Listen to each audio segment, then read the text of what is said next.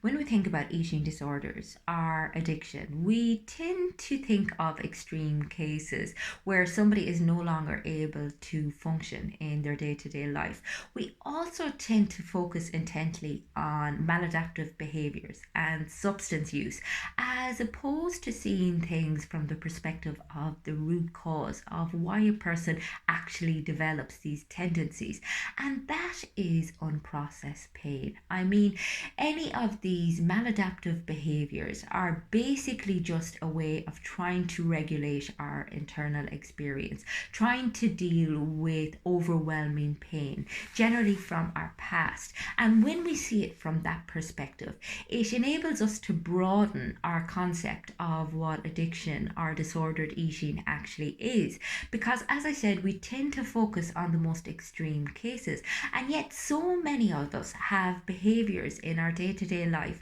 that are a way of trying to avoid dealing with our experience, avoid dealing with pain, that are driven by a low sense of self worth, a sense of self loathing, an inability to sit with fear, an inability to sit with anger, an inability to sit with ourselves. And when we see it from the, I suppose, definition of any short term behavior that gives us relief, that we crave, but which has long term negative consequences for our lives, for our relationship with ourselves and with other people,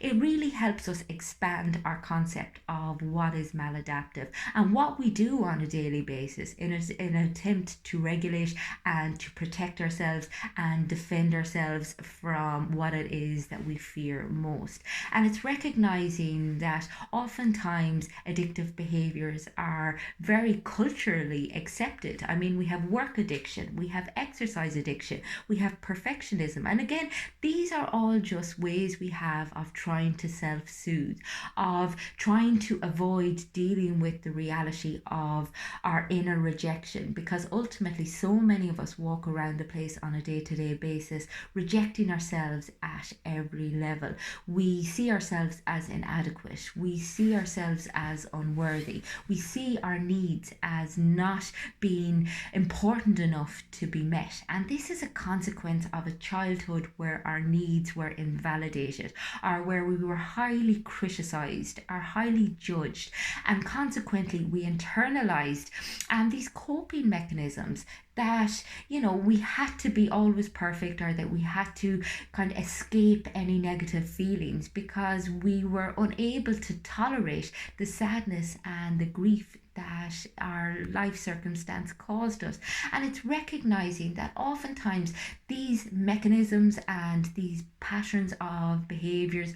feel like a safety blanket. They feel like as if they're embedded in your psyche. They feel like as if they are part of who you are. And we often see them as part of our personality, as opposed to seeing what they actually are, which is escapism and numbing out from our reality. And the more we are able to kind of start recognizing the things that we do as a way of coping, the more likely we are to be able to tackle them, the more likely we are to be able to go beneath our behaviors and see the emotions underneath and meet those emotions with compassion and forgiveness, and then understand a little bit more about ourselves and give ourselves the freedom to be the person who we actually need to be, as opposed to all of the personas and all of the behaviors and all of the patterns we create as a means of coping or as a means of avoiding our reality.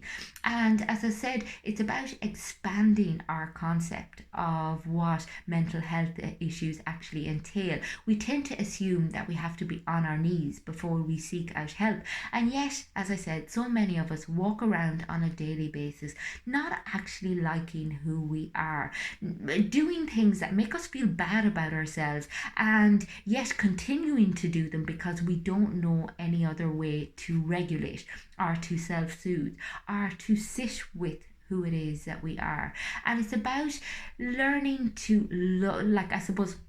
and I don't want to use the word love, but learning to like your reality, learning to accept where it is that you are in life, and learning to be okay with not having to always fast forward, or not always having to live in this state of tension or anxiety, always looking for the next release, always looking for the next respite, always looking to escape. It's about being able to sit with who you are and be at peace with who you are. And that's something that is available to everybody.